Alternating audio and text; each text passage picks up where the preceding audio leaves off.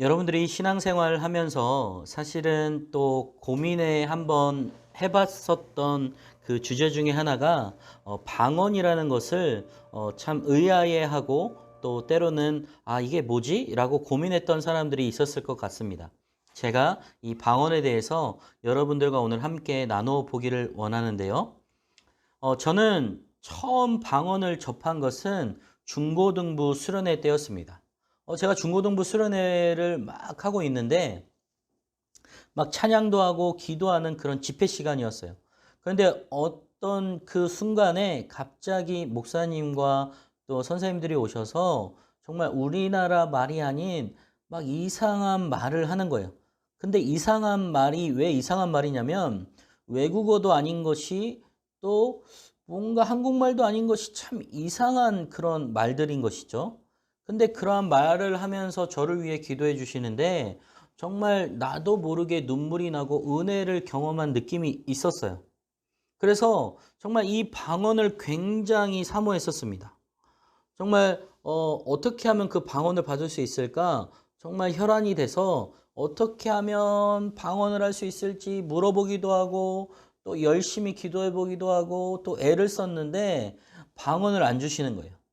그러다가 어느 날 제가 이제 선교를 가게 됐는데 인도라는 선교지에 가서 제가 찬양을 드리고 또 하나님 앞에 기도하는 시간이 있었는데 나도 모르게 혀가 말리고 꼬이면서 정말 우리나라 말이 아닌 이상한 말을 하기 시작하는 거예요. 그래서 저는 그 방언을 하게 되면서 느낀 것이 뭐냐면 정말 이것은 하나님께서 주시는 것이구나.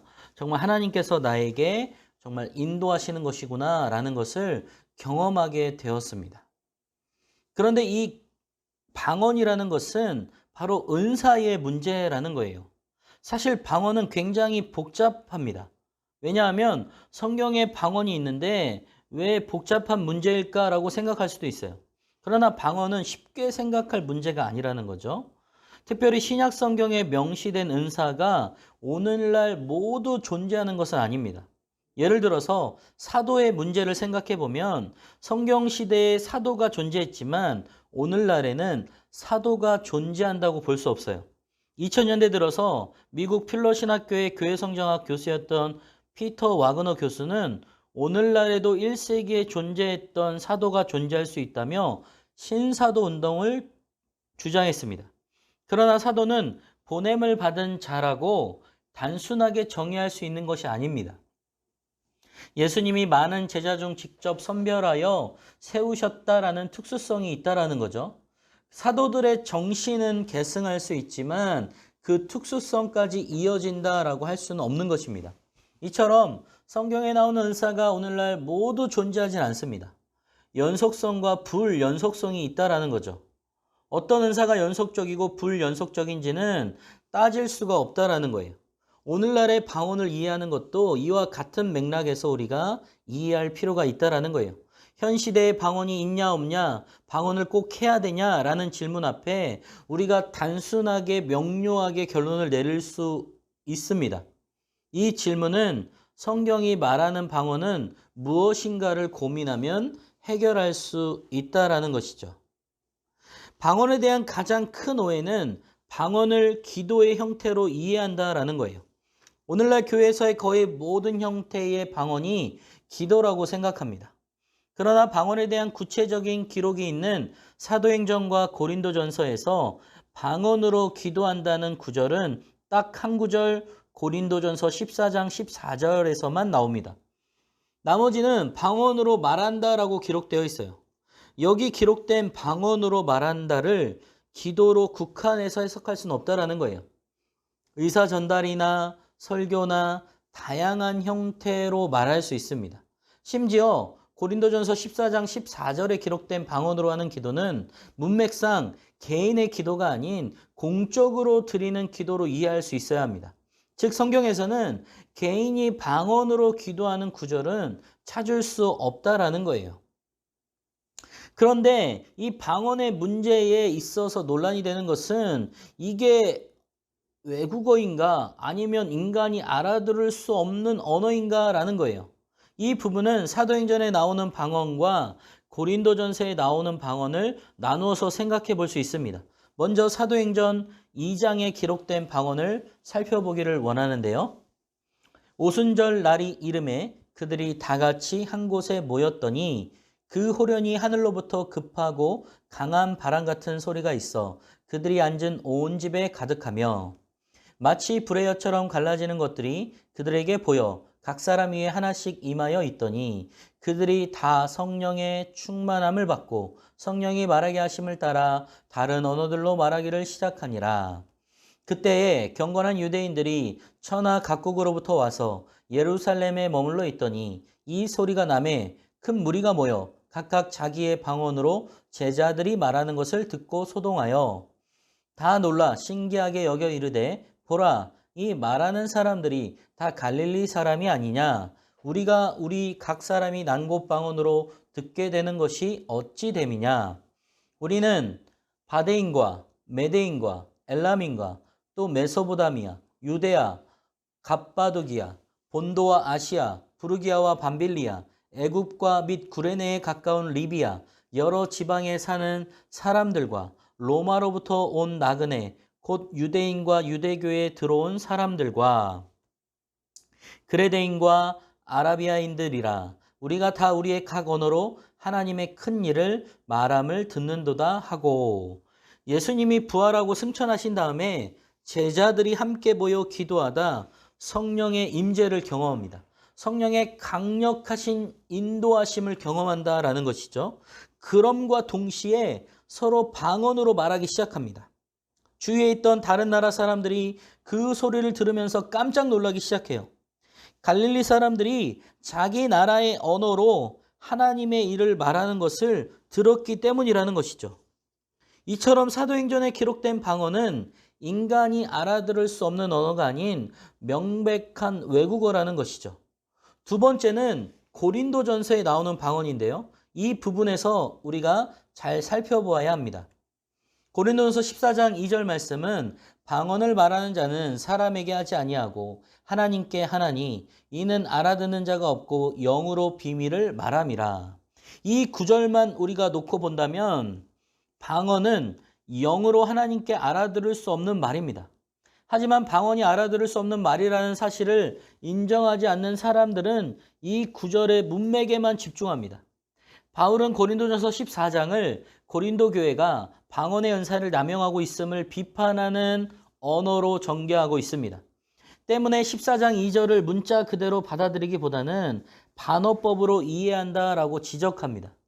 이와 같이 현 시대에 방언이 있느냐 없느냐에 대한 논의는 상당히 복잡하게 이루어져 갑니다.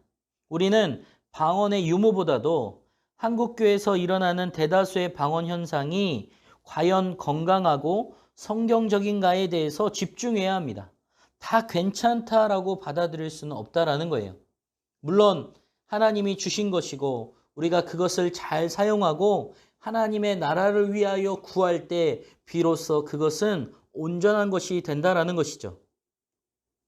제가 실제로 정말 여러 찬양 집회나 말씀 집회에 가서 들은 방언에 대한 잘못된 가르침은 방언이 곧 성령 받은 증거라고 주장하는 것입니다.